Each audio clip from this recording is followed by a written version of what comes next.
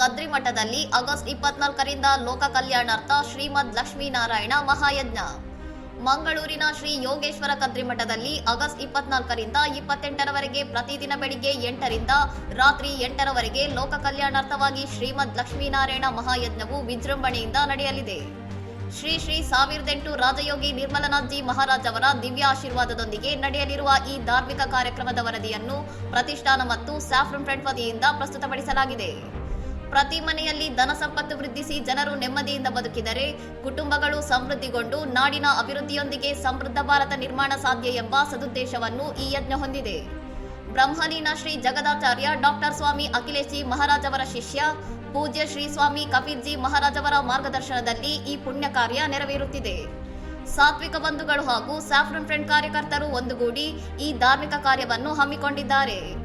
ಈ ಲೋಕ ಕಲ್ಯಾಣಾರ್ಥ ಮಹಾಯಜ್ಞದಲ್ಲಿ ತಾವೆಲ್ಲರೂ ಕುಟುಂಬ ಸಮೇತರಾಗಿ ಬಂದು ಪಾಲ್ಗೊಳ್ಳುವಂತೆ ಕೋರಲಾಗಿದೆ.